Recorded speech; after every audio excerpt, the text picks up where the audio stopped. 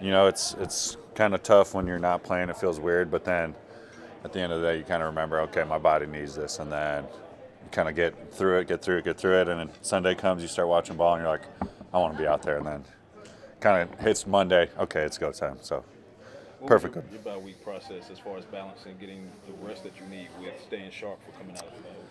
Right. I think after that game, we came in and cleaned up after that Detroit game and really got down to it, and then had a couple more meetings after that, and then kind of flushed it.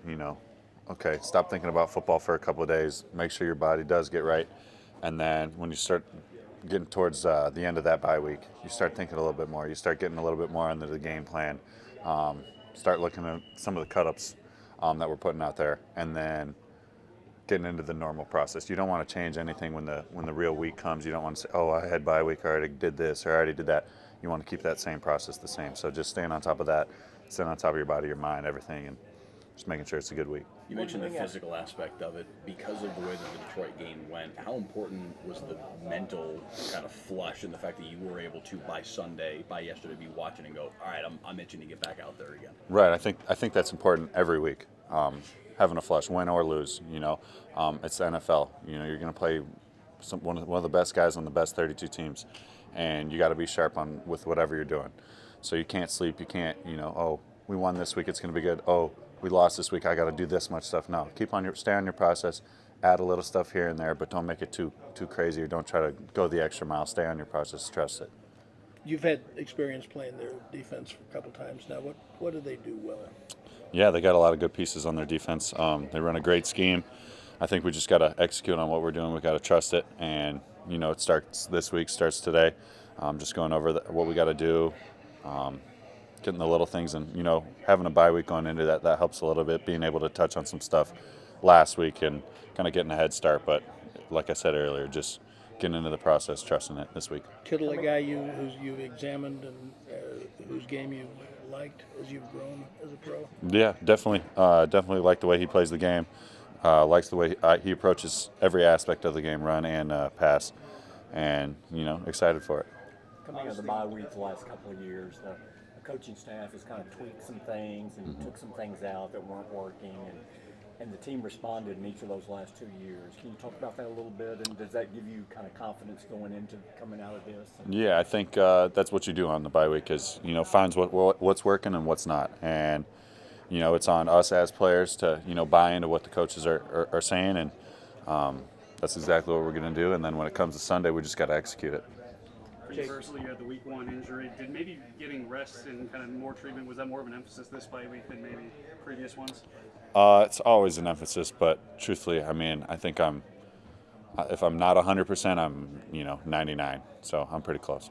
Jake, Troy Aikman made some comments about receivers' routes and the way that he sees that. How do you approach each play when you do have a pass route and how you execute that? Yeah, I think we really emphasize breaking points, windows, and time clock. Breaking points being on us, and knowing the QB's time clock in his head. How many steps is he taking in his drop, and then just the windows we're trying to create. Hey, what window is Dak trying to throw it in? First, second, third. And where is that? And what time does that open in the time clock? You know what I mean? There's a bunch of little pieces, and I think it starts. I can talk on myself. I know I need to be faster. I know I need to be, jumping out of my shoes more. And then on the flip side, when I'm not the number one target, when I'm, maybe 2 or 3 in the read, being patient, getting my depth, getting some separation on my break points, and being where I need to be when he needs me there. When a player that accomplished what he did here speaks up the way that Detroit did, how much does that catch your attention more than some other critiques that you might Only see? thing I worry about is people in this room and what they say. So. Obviously, you want to get the win no matter who you're playing, but with St. Fran's history the past few years, does it mean a little bit extra?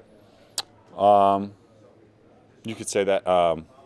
Playing them the last 2 years and having lost myself personally, there is a little bit of a distaste, but I kind of get that way whenever we lose. So just gotta put my head down this week, work, execute everything I got to do on and off the field, and go into this game feeling ready to go. How's Ted and you helped you?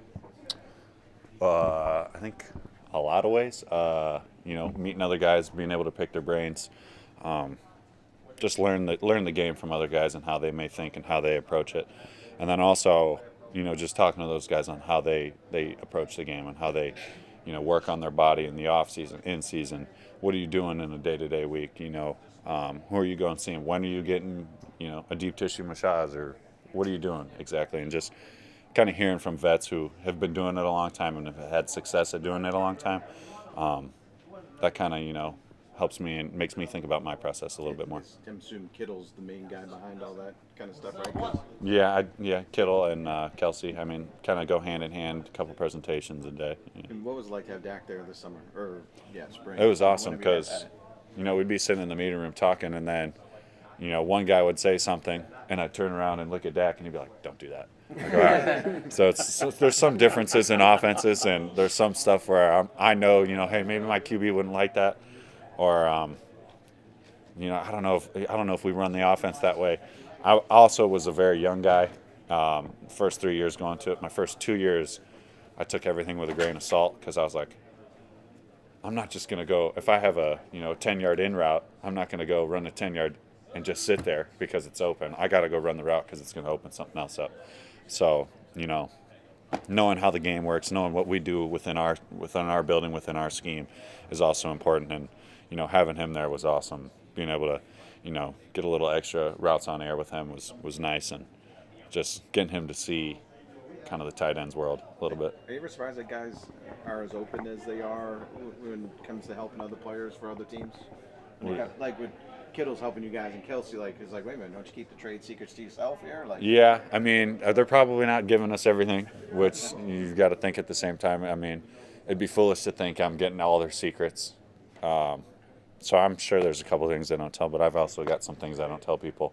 I learned from Tyron Smith when he was here, you don't tell everybody your secrets. Why would you do that? Because then they're going to probably go tell, like if I go tell George, hey, this is what I'm going to do on this play, he's just going to go tell his guys on defense, hey, this is what he's thinking, this is what he's going to do. So, I mean, you got to keep it within your building, especially in season. So Tyron did talk when he was here?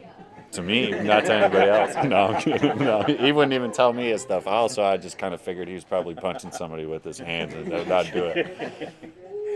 You were talking about the criticism earlier, and then you were talking about those meetings. Does that help you dismiss criticism outside the building, because every system, you can see it on film, but every team runs them differently. They have different reports, the quarterback, the timing, little tweaks that no one outside the building knows. There's plays that we have in that I've ran all. My dad played college football, and he put college football plays in our youth practice. Like, we were running college plays in youth ball. Now, granted, probably wasn't smart to do that, but it kind of gives you an idea. Like, we had a drive concept. It's all about how you execute. It's all about, there's 11 guys on the field. You got to do your 1/11th. And at the end of the day, like I said, it's all about how you execute.